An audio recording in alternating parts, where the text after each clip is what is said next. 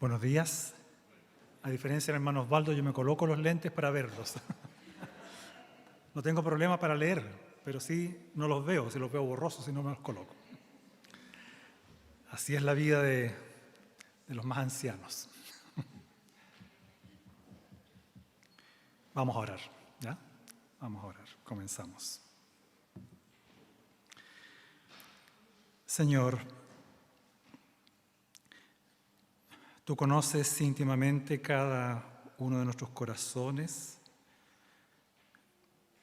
escudriñas nuestro pensar, nada te es oculto. Y Señor, con toda honestidad y sinceridad, queremos manifestar el deseo que tenemos de ser expuestos a tu palabra una vez más. Necesitamos, Señor, que nos redarguyas, que nos instruyas. Necesitamos, Señor, que nos alientes y nos guíes con tu palabra. Creemos, Señor, que en ella se revela tu carácter, todo tu ser en profundidad. Te das a conocer a nuestras vidas y quieres, Señor, que te conozcamos también de una manera muy especial y personal, no solo intelectual. Guárdanos de caer en ese pecado. Ayúdanos, Señor, también a aplicar tu palabra en nuestros corazones este día y esta semana. Prepáranos, por lo tanto, Señor, con el poder de tu Espíritu Santo, que Él nos redarguya, que Él nos transforme, que nos cambie, utilizando tu palabra santa. Te lo ruego y agradezco en el nombre de Jesús. Amén. Busquen, por favor, en sus Biblias el segundo libro de Samuel, capítulo 23.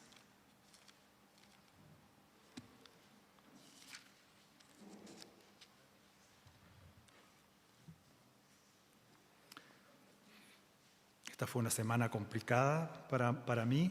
Y yo sé que para muchos también, cada uno sufre sus preocupaciones y dolores, pero si alguna vez les toca ser pastor a ustedes, los quiero ver cocinando, cambiando pañales, cuidando a la esposa, trabajando, atendiendo público y preparando el sermón. Así que espero que hayan orado por mí, porque de eso dependerá lo que pueda decir hoy día. Así que el Señor me ayude. Segundo libro de Samuel, capítulo 23, versículos 1 al 7. Ahora me saco los lentes para leer. Dice la palabra de Dios de la siguiente manera. Segundo de Samuel 23, del 1 al 7. Estas son las últimas palabras de David. Oráculo de David, hijo de Isaí, dulce cantor de Israel, hombre exaltado por el Altísimo y ungido por el Dios de Jacob. El Espíritu del Señor habló por medio de mí, puso sus palabras en mi lengua. El Dios de Israel habló, la roca de Israel me dijo: el que gobierne a la gente con justicia, el que gobierne en el temor de Dios, será como la luz de la aurora en un amanecer sin nubes, que tras la lluvia resplandece para que brote la hierba en la tierra. Dios ha establecido mi casa, ha hecho conmigo un pacto eterno, bien reglamentado y seguro. Dios hará que brote mi salvación y que se cumpla todo mi deseo.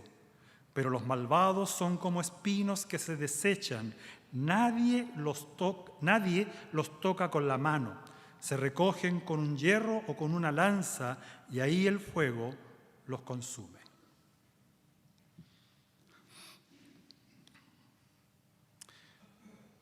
El 19 de mayo de este año murió un pastor muy conocido norteamericano llamado Timothy Keller. Algunos yo creo que han leído algo de sus libros tal vez o han escuchado su nombre. Un pastor de la línea presbiteriana, de la misma línea nuestra, ¿ya? De las mismas iglesias nuestras, y que murió a los 72 años producto de un cáncer. Las últimas palabras de Keller apuntaban a su esperanza de gloria eterna y dijo lo siguiente: no hay inconveniente en que me vaya, ni en lo más mínimo. Estoy listo para ver a Jesús.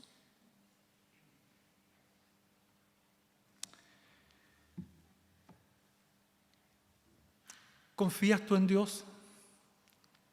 Sí, ante esa pregunta todos decimos, ¿qué cosa? Amén, sí, confiamos en Dios.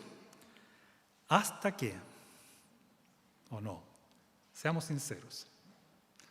Muchas veces, a lo mejor en algunas ocasiones sí te ha pasado y has puesto toda tu confianza a pesar de las circunstancias, pero muchas veces cuando la adversidad toca la puerta, como que empezamos a tambalear de las rodillas, ¿no es cierto?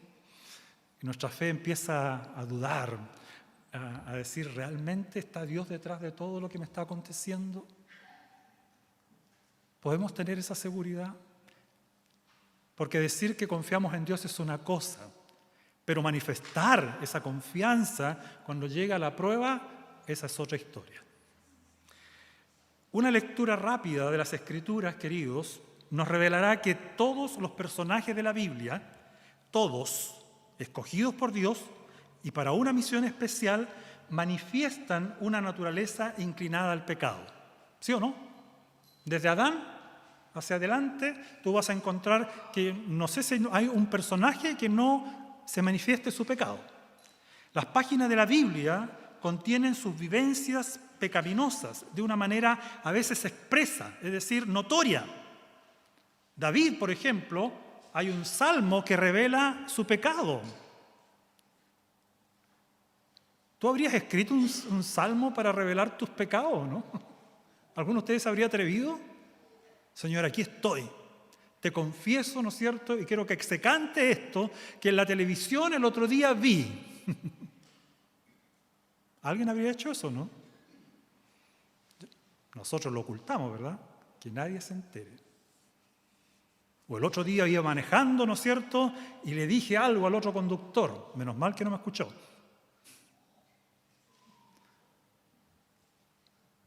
De manera expresa, algunos personajes de la Biblia se les muestra su pecado. En otros casos, a veces simplemente por confesión de ellos mismos, sabemos que han pecado.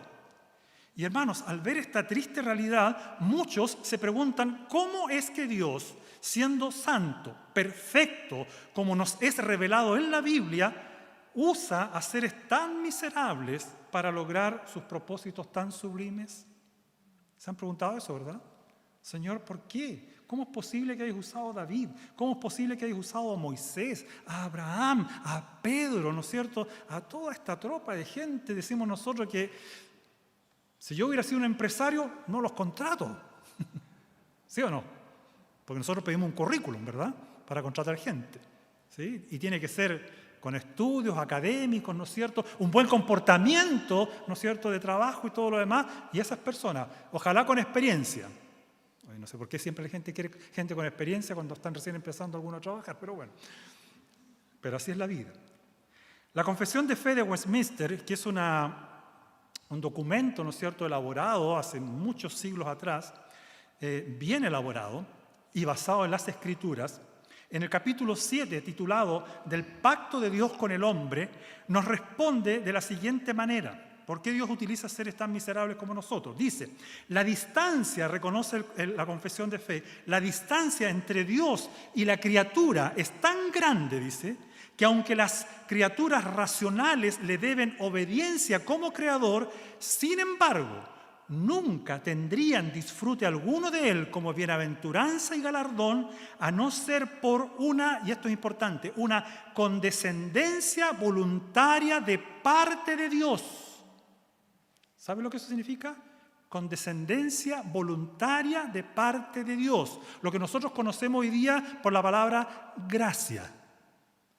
¿Por qué Dios nos da el privilegio de ser sus hijos? ¿Por qué Dios nos da el privilegio de servirle en su obra? ¿Por qué nos da el privilegio de compartir el Evangelio? ¿Por qué nos da el privilegio de recibir toda bendición espiritual a nuestra vida?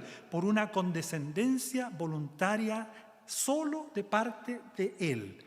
Gracia, la cual, dice más adelante y agrega, le ha agradado expresarla por medio del pacto. Y aquí está la clave. Aquí está la clave de la pregunta inicial. ¿Por qué nosotros podemos confiar en Dios? ¿Por qué? Porque Dios ha hecho contigo y conmigo, ¿qué cosa? Un pacto.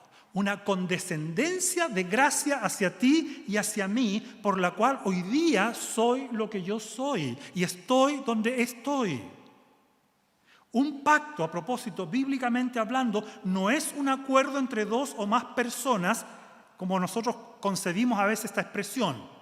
Especialmente pensamos en el matrimonio, ¿no es cierto?, el pacto matrimonial, o pensamos en los contratos de trabajo. No es esa la idea de pacto en la Biblia. A propósito, siempre, hermanos, esto lo recuerdo, toda definición bíblica, ¿no es cierto?, toda definición de palabras de la Biblia debe ser definida por los contextos de la Biblia, no por la definición del diccionario de la Real Academia Española, porque si no muchas veces nos perdemos, ¿ya?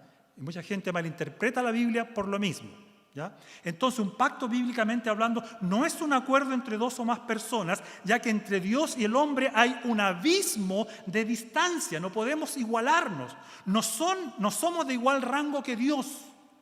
Por lo tanto, un pacto bíblico es un pacto que se hizo en la Trinidad misma, nace soberanamente en la mente del Dios trino.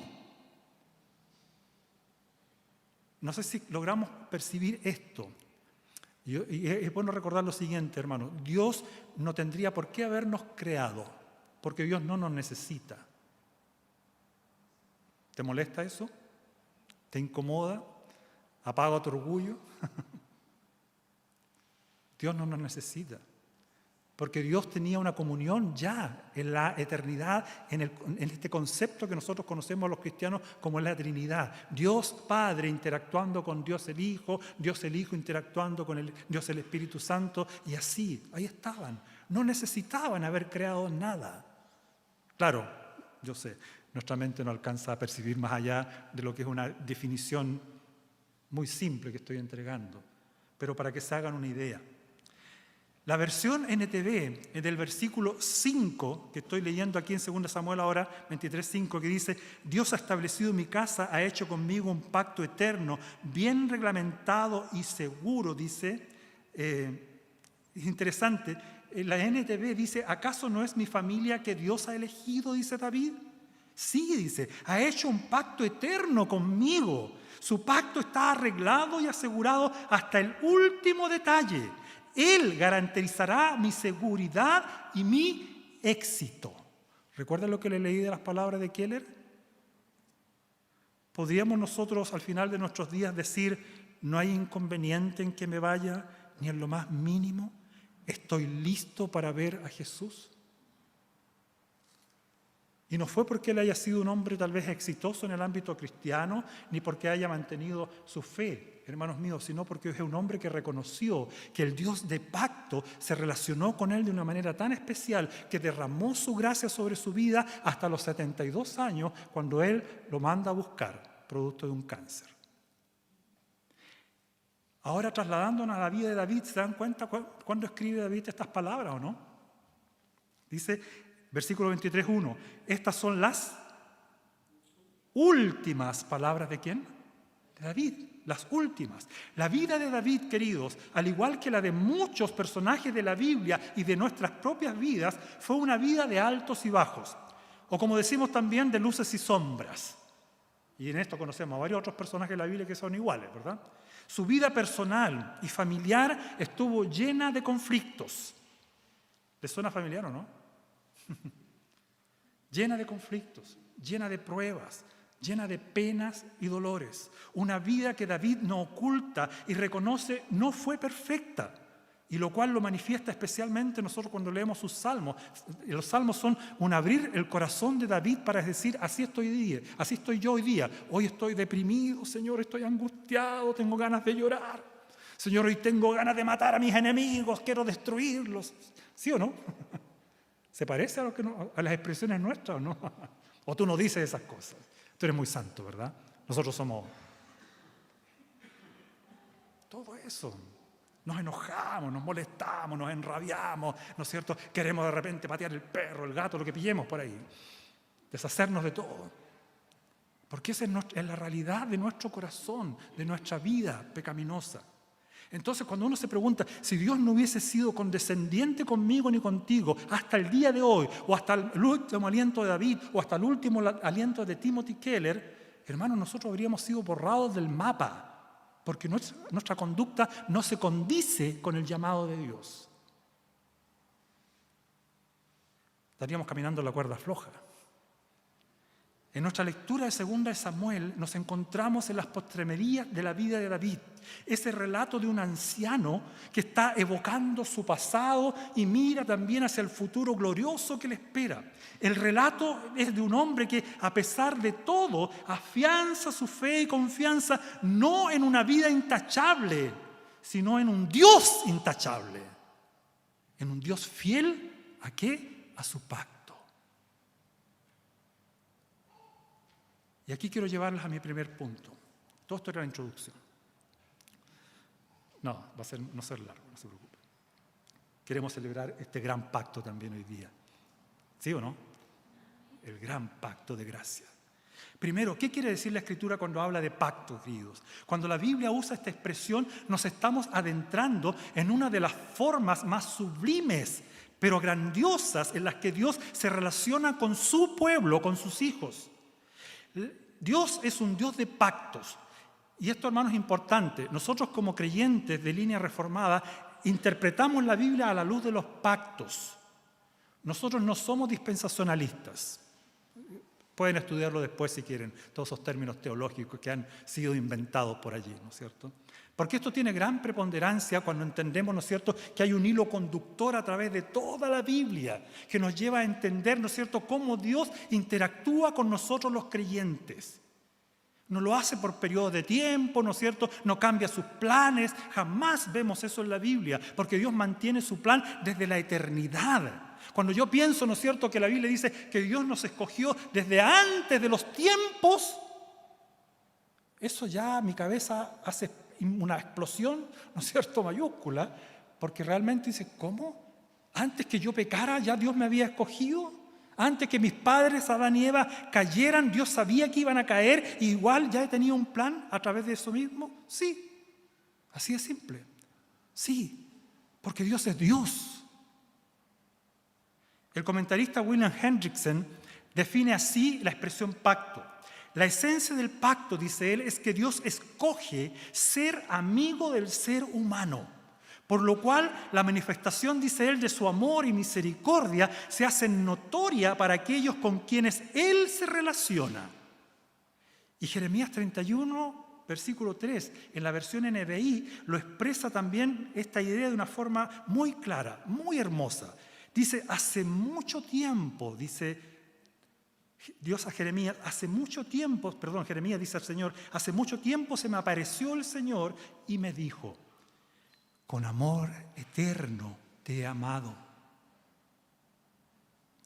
¿Cómo? ¿Como un amor qué? Pero si él no había nacido todavía, ¿cómo ya lo amaba? Pero la Biblia lo dice, con amor eterno te he amado, por ese fundamento, no por tu conducta actual, no por tu proceder actual, sino porque desde la eternidad me propuse hacerlo, te he amado, Jeremías, por eso, dice, te sigo con fidelidad. O como dice la versión Reina Valera, por eso te prolongué mi misericordia. Maravilloso, tremendo. La Biblia, querido, desde los comienzos de la humanidad nos muestra que el Señor se ha relacionado con su creación por medio de pactos. Primero, a través de un pacto universal con Adán y Noé o entre Dios y toda la humanidad. En segundo lugar, al relacionarse con un pueblo escogido, Israel en este caso, y representado primero por Abraham, después por Moisés y en último lugar por David. Y en tercer lugar encontramos el nuevo pacto, ratificado en Cristo el Mesías, prometido desde la eternidad también, ¿no es cierto?, para nosotros. Cada uno de estos pactos, querido, implicaba 3 consideraciones que debían tener presentes los que conocían relacionarse con Dios. Primero, debían conocer de la bondad divina, una bondad eterna. Debían, en segundo lugar, ser leales, ¿no es cierto?, a que había manifestado tanta bondad. Nosotros le amamos a Dios porque Él nos amó primero. Nosotros le servimos porque Él fue el primer siervo. No sé si captan. Siempre Dios en la delantera, mostrando el camino, ¿no es cierto? Mostrándonos el ejemplo a seguir y haciéndolo de manera perfecta, integral, sin fallo, hasta su muerte en la cruz, donde consuma la salvación y nos dice: yo he pagado, lo he hecho todo por ti. Tú no debes nada. No podrás pagar jamás mi salvación. Y en tercer lugar, el pacto tenía consecuencias. Cuando uno respondía o no a esta benevolencia de Dios, podía traer como resultado bendiciones por obedecer o maldiciones por desobediencia. Esto requiere un estudio aparte, pero quedémonos con eso por ahora. Éxodo 19, versículos 5 al 6 dice: si ahora ustedes me son del todo obedientes y cumplen mi pacto, serán mi propiedad exclusiva entre todas las naciones. Aunque toda la tierra me pertenece, ustedes serán para mí un reino de sacerdotes y una nación santa. ¿Dónde se repite esa expresión otra vez? ¿En el Nuevo Testamento? Pedro, ¿recuerdan? Ustedes son un real sacerdocio, nación santa, pueblo adquirido por Dios. ¿Y se lo dice a quién? Ya no a los judíos. ¿A quién? A la iglesia. Noten, ¿no es cierto?, este cambio, entre comillas, que en realidad es una continuación de nomás. Los pactos son una hilación, una continuación de aquello que Dios ha prometido desde la eternidad, cumplir y consumar hasta los últimos de los días. Habiendo aclarado un poco lo que es un pacto, quisiera volver a la vida de David y cómo este hombre, llamado por la Biblia misma, conforme al corazón de Dios, aplicó esta verdad a su propia vida. Una vez ya prediqué sobre lo que significaba ser conforme al corazón de Dios, lo recuerdan, ¿verdad? ¿Se acuerdan? No se acuerdan, pero no importa. En segundo lugar, por eso que a veces repito sermones y ustedes no se dan ni cuenta. En segundo lugar, el pacto como fuente de consuelo. La vida de David, querido, nos muestra a un hombre reconociendo en varias ocasiones sus pecados, como ya he dicho, su infidelidad para con Dios, pero también lo vemos reconociendo a Dios como un Dios de misericordia y de bondad, características que se fundamentan en el pacto que Dios ha hecho con él y su familia, cuando dice, y recalco otra vez 2 Samuel 23:5, Dios ha establecido mi casa, ha hecho conmigo un pacto eterno que está bien reglamentado y seguro. Dios hará que brote mi salvación y que se cumpla todo mi deseo, dice. David, querido, se aferra a esta verdad sublime del pacto porque entiende que en su débil condición, en su incapacidad para cambiar por sus propias fuerzas, en su constante de pecado, no puede encontrar seguridad. Y por esta razón es que él vuelca su mirada al Dios de pacto, al Dios lleno de misericordia, al Dios lleno de gracia, que entiende su debilidad y que se compadece de su pobreza espiritual. El pacto al que David se aferra es a ese acuerdo eterno entre las tres personas de la Trinidad, que ha existido desde la eternidad para beneficio de todos los miembros vivos en Cristo. Es aquel acuerdo mediante el cual Dios proporciona plena y completamente todas las cosas necesarias para la salvación de nuestras almas. La obra de Dios, en este caso del Padre eligiendo y acercándonos al Hijo, la obra redentora del Hijo muriendo como nuestro sustituto en la cruz, y la obra del Espíritu Santo despertando, avivando, renovando nuestra naturaleza caída para poder creer en Jesús. Todo esto es lo que está contenido en este pacto. Además de todo lo que necesita el creyente entre la ahora y el todavía no, o entre el presente y el futuro glorioso que nos espera, como lo expresa Pablo en Efesios 1, diciéndonos: Dios nos ha bendecido con toda bendición espiritual en los lugares celestiales. Estamos llenos, completos, no necesitamos de nada más. Queridos, como cristianos, nos haría bien pensar y recordar lo que este pacto implica para nuestras vidas. Las cargas que nuestra alma sobrelleva muchas veces pueden ser entregadas a Cristo con toda confianza, porque Él promete llevarlas por nosotros, por nosotros. ¿Cómo no aferrarnos a esta promesa pactal de Mateo 11:28? Vengan a mí, ustedes todos, que están cansados, que están agobiados, porque yo les daré descanso.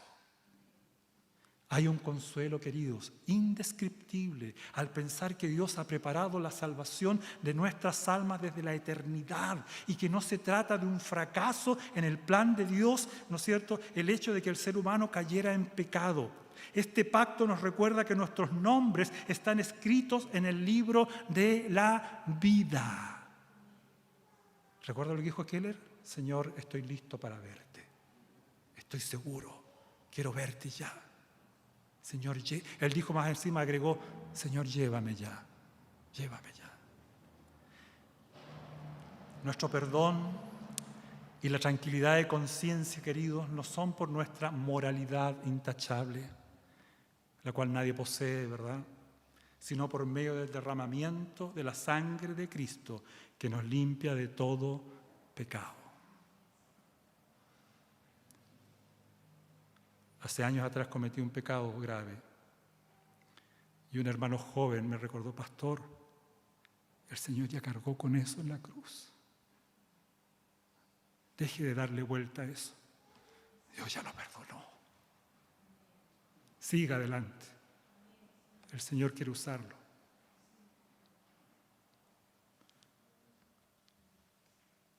Nuestra fortaleza para el deber, nuestro consuelo en la prueba, nuestra fuerza para luchar las batallas diarias en el servicio a Cristo, todo esto y mucho más nos es impartido por el poder del Espíritu Santo.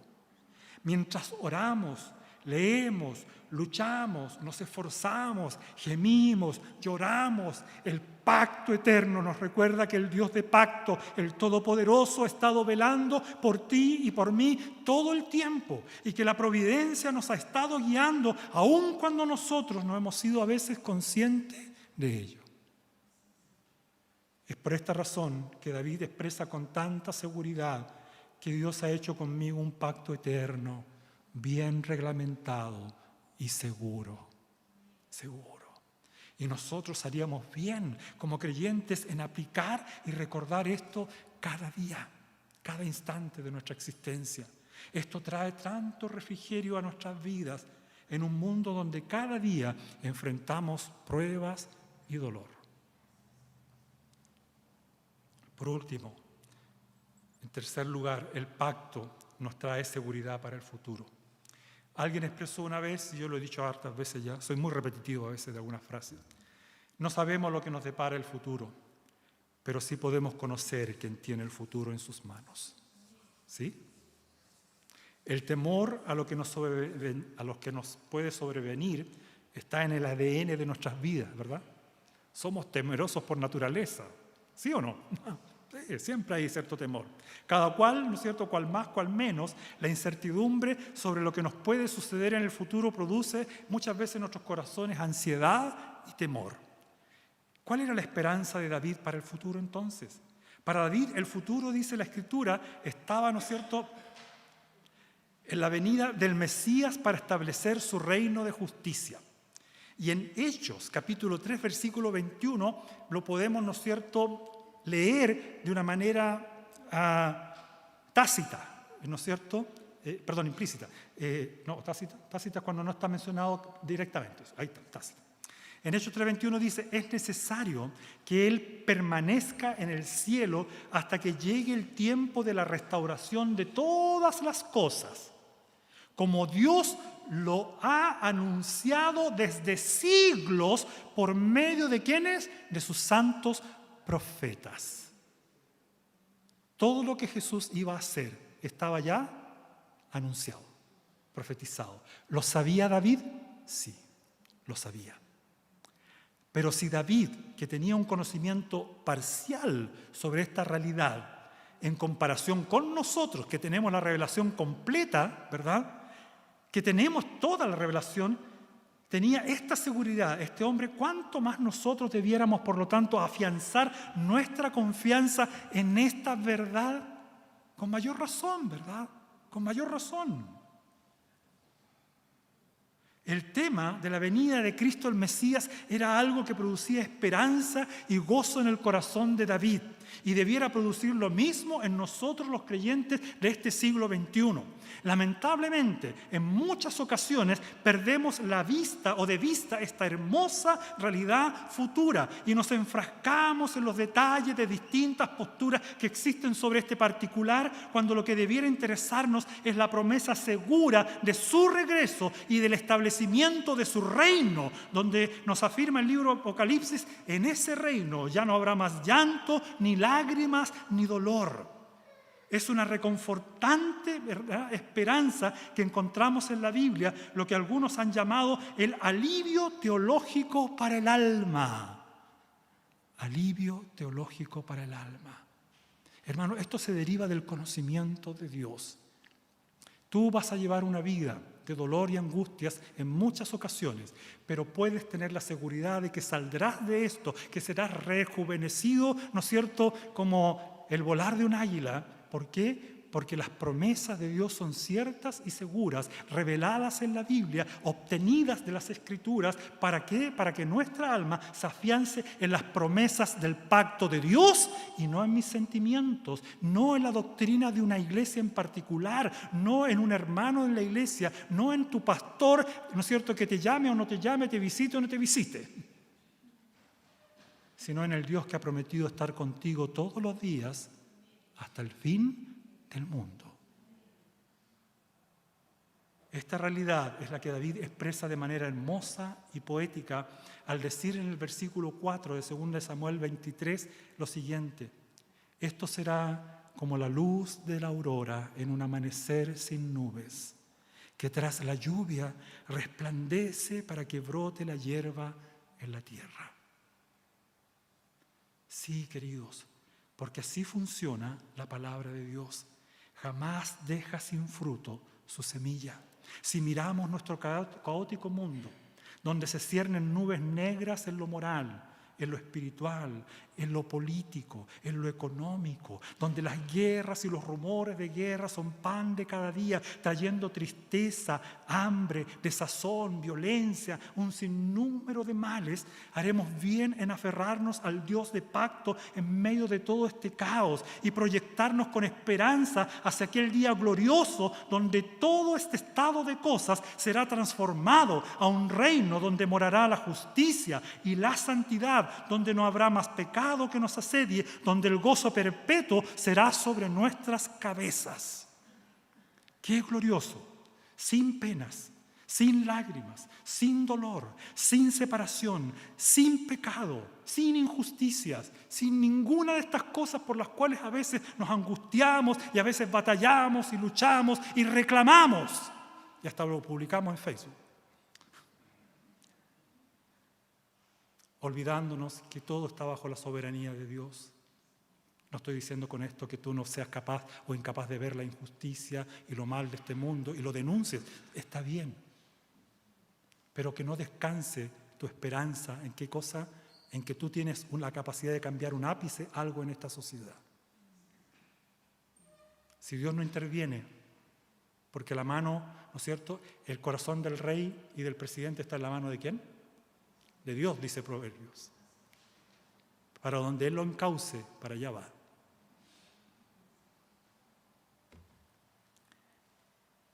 ¿Quién no anhela algo así, verdad? ¿Quién no anhela algo así? Por todo esto es que nos unimos constantemente a una voz con Juan en Apocalipsis 22:20. Sí, ven, Señor Jesús. Maranata, ven, por favor, ven. Concluyo con lo siguiente, queridos. En el Dios de pacto podemos depositar completamente nuestra confianza. ¿Amén? Amén. De hecho, el mensaje que debemos atesorar en nuestro corazón es este, queridos. A través de los siglos, Dios ha sido absolutamente fiel a sus promesas. ¿Sí? Amén. Si Dios entonces ha mantenido su palabra a través de los siglos, entonces podemos confiar en Él de forma total, completa, porque Él ha probado su fiabilidad, pero también su fidelidad. ¿Tenemos problemas ahora? Tal vez sí. Pero por el pacto eterno que Dios ha hecho con nosotros, podemos llevar todo a Jesucristo, porque nadie puede consolar como Él. Aquel que murió en la cruz para perdonar tus pecados y los míos, ahora está sentado a la diestra de Dios con un corazón lleno de amor y comprensión hacia nuestra débil condición. Y como dice Hebreos 4:15, porque no tenemos un sumo sacerdote incapaz de compadecerse de nuestras debilidades, sino uno que ha sido tentado de la misma manera que nosotros, aunque sin pecado. ¿Tenemos incertidumbre hacia el futuro? No olvidemos jamás el pacto eterno al que se aferró David hasta el final de sus días. Es un pacto que no ha sido anulado, que sigue vigente porque Dios es fiel a sus promesas. En los peores momentos de nuestra vida, recordemos que cada paso ha sido ordenado por Dios desde la eternidad con una sabiduría y amor perfecto. Y llegará el día en que entenderemos todo lo que nos ha acontecido. Los padres a quienes les fue arrebatado su hijo repentina y violentamente, aquellos que sobrellevan enfermedades constantes y dolorosas, aquellos que viven conflictos con sus hijos y nietos, hijos que sobrellevan conflictos con sus padres y abuelos, problemas en el trabajo y cualquier otra circunstancia será comprendida y daremos la gloria a Dios por todo lo que vivimos. Por último, nunca olvidemos que uno de los mejores remedios para no vivir en una constante de autoconmiseración por algo que nos produce dolor y pena es mantener viva en nuestra memoria que el Dios soberano está en control y que somos llevados a llevar este mensaje de esperanza a un mundo sumido en la angustia y que busca frenéticamente vislumbrar el presente y futuro con esperanza. Y nosotros tenemos un mensaje glorioso de esperanza. Hechos 10:38 dice que nuestro Señor Jesucristo siempre anduvo haciendo el bien y sanando a todos los que estaban oprimidos por el diablo, porque Dios estaba con él. ¿Conoces gente oprimida por el diablo? Sí, muchos. ¿Cuál es la solución? Una sola. Jesucristo, el Evangelio de Jesucristo. Renovemos nuestra confianza, por lo tanto, en el Dios de pacto, porque solo en Él está nuestra única esperanza y fortaleza en el presente y también para el futuro. Amén. Amén. Oremos.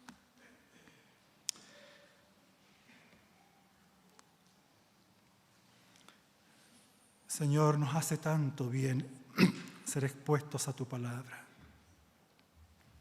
Señor, gracias porque encontramos promesas tan maravillosas y gloriosas que emanan de un corazón tierno y bondadoso para con los que habitamos este mundo. Como quisiéramos, Señor, que cada día pudiésemos experimentar esta realidad en nuestra vida. Pero sabemos que el pecado muchas veces nubla nuestra visión y nos hace quejumbrosos, nos hace olvidadizos de lo que tenemos en tu palabra, de este alivio teológico que encontramos en las Escrituras para el bienestar de nuestro corazón. Señor, por favor, que tu Espíritu Santo nos recuerde y traiga a nuestra memoria de manera regular y constante las promesas de tu palabra, que nos llenemos de las Escrituras para poder vivir vidas victoriosas, vidas que glorifican tu nombre, vidas que manifiestan a este mundo que la única esperanza para nuestra sociedad alicaída es el Evangelio de Jesucristo.